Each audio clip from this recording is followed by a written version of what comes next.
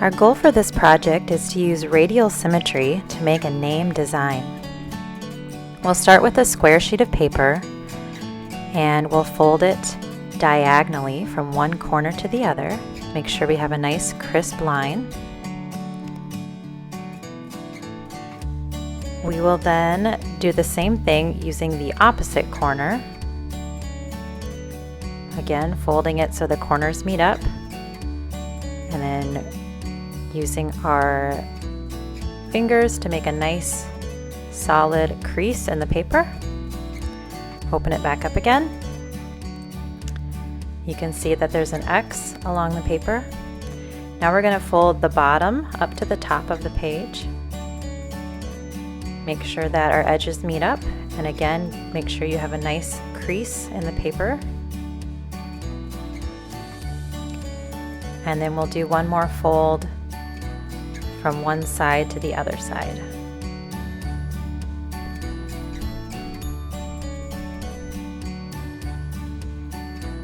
Making sure that the crease on that side also is nice and solid.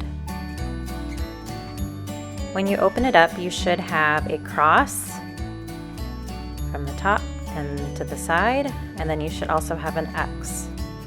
It will divide the paper into 8 sections, 8 triangles.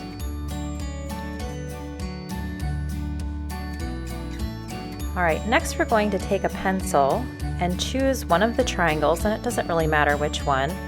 We're going to write our name, making sure that it stays inside of the triangle. So I just picked a random name for this project. The name I chose is Daniel.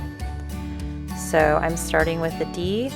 You can see as I move away from the center, my letters will get bigger because I'm trying to touch the edges of the triangle. So each letter I do gets a little bit larger towards the middle. And then as I go again towards the edge, they'll start getting smaller again. I try to kind of evenly space out my letters to fill in the entire triangle. All right, now that I have them in pencil, I'm going to use a Sharpie to trace over my letters.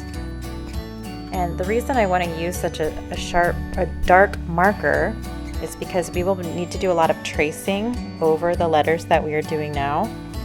We want to make sure we can see them through the paper.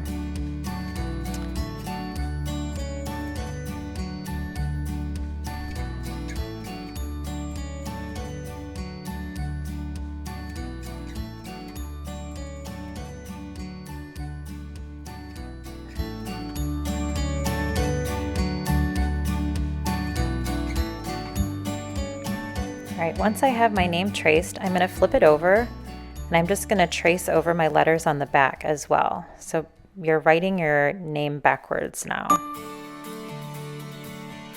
If your name is very short or super long, you can use a nickname, or you could maybe add like the first initial of your last name to try to get it to work for this project.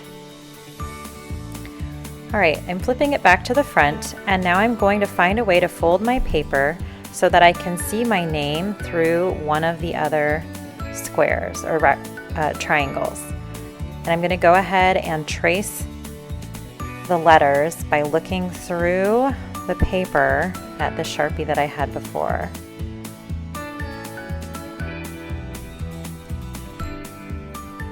So I'm just tracing my letters through the paper, trying to make sure I can see it, which is why using that Sharpie helps, so that the letters at least are nice and dark.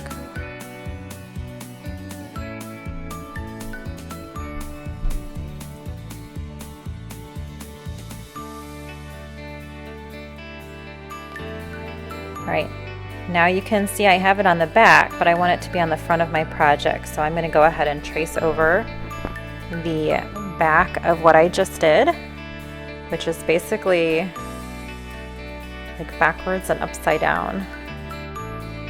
Notice that the top edges and the bottom edges of my letters touch each other, going from one triangle to the next. So they go right up to that edge.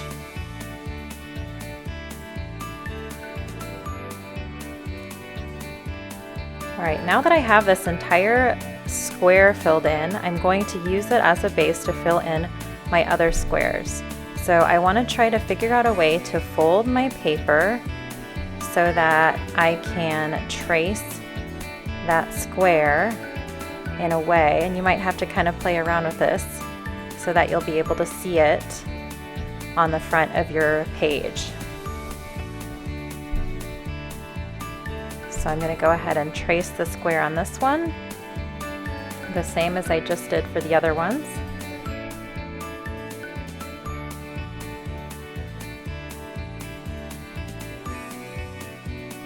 If you end up tracing your name on the entire front and the entire back of the project, that's okay too. It just might be a little more work.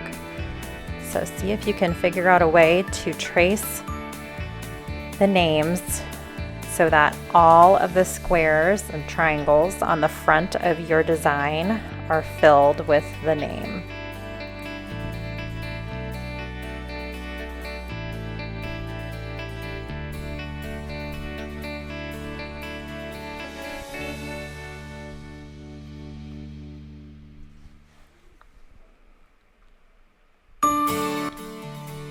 If you would like to make your letters fatter, you can use a fatter marker to make the lines a little bit more wide, or you can leave them at the length that they are. Just kind of play around with it, see what you think. All right, so now I have 2 of the squares filled in with the names. So now I'm going to fold the paper again to try to figure out a way to get another square covered. You can see really you only need 1 full square on the back of your page with the name on it so that you can use that to trace all of the ones on the front.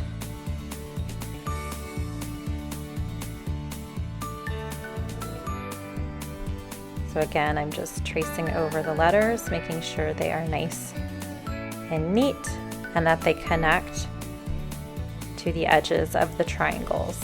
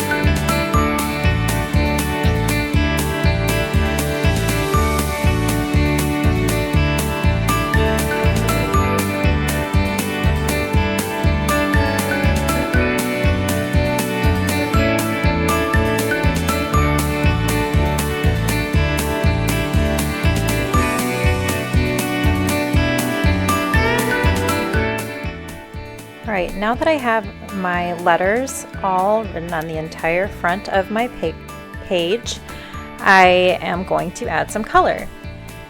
And I decided to do mine in all warm colors. So I'm using red, orange, yellow, and pink. If you would like to do all warm colors or all cool colors, you could. You could do a pattern of just 2 or 3 colors. You could do rainbow. It's really up to you, but each little section I am doing a different color to fill in my design.